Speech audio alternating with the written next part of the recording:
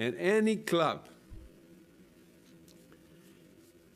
and its fans should still have the dream of participating in the Champions League based on their results on the pitch.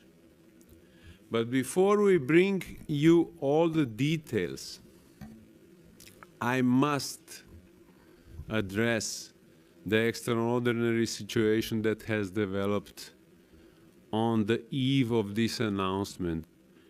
And by my opinion, this idea is a spit in the face of all football lovers and our society as well. So we will not allow them to take it away from us.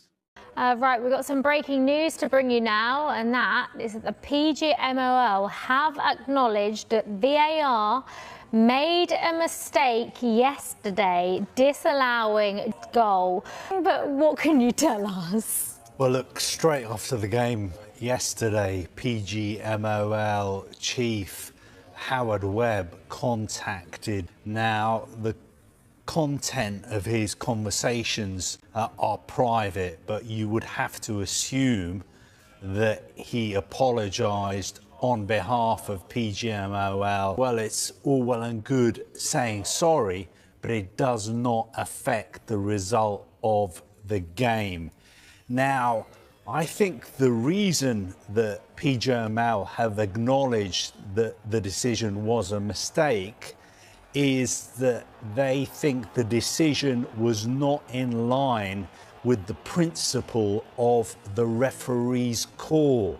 In yet another night of controversy and frustration for Arsenal fans, UEFA has reportedly admitted to a major officiating error that has sent shockwaves through the football world.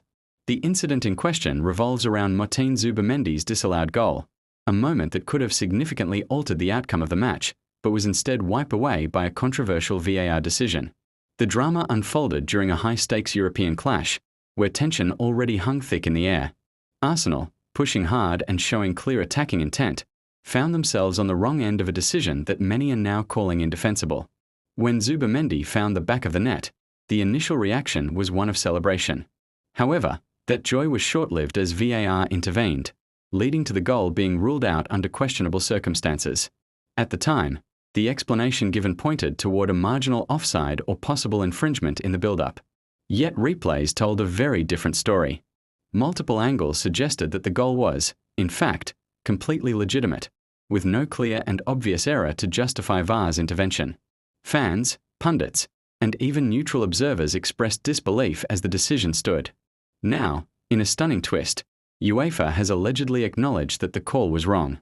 According to emerging reports, internal reviews concluded that Zubimendi's goal should have been allowed to stand.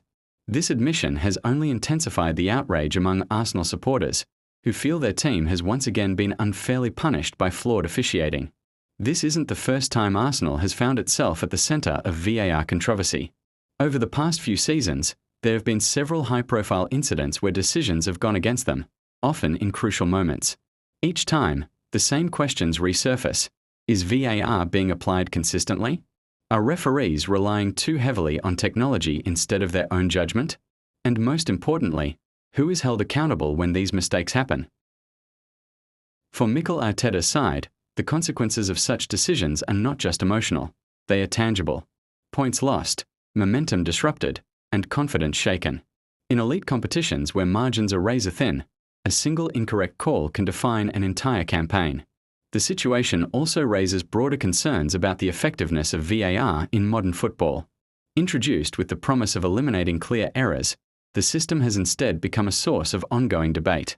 While it has undoubtedly corrected some mistakes, it has also introduced new layers of confusion and controversy. The phrase clear and obvious seems increasingly subjective, leaving fans and players alike frustrated with the lack of transparency. Pundits have been quick to weigh in, with many calling for reforms in how VAR is implemented. Some argue for stricter guidelines and better communication during reviews, while others believe the system needs a complete overhaul. What remains clear is that confidence in VAR is eroding, and incidents like this only accelerate that decline. For Arsenal fans, however, the issue is deeply personal. The feeling of being repeatedly wronged is hard to shake, and each new controversy adds fuel to an already burning fire. Social media has been flooded with reactions, ranging from disbelief to outright anger, as supporters demand accountability and change. As UEFA faces mounting pressure to address these concerns, one thing is certain: the debate over VAR is far from over. Whether this latest incident will lead to meaningful reform remains to be seen, but for now, it stands as another painful chapter in Arsenal's recent history. In football, decisions are meant to be final, but when those decisions are proven wrong, the damage lingers.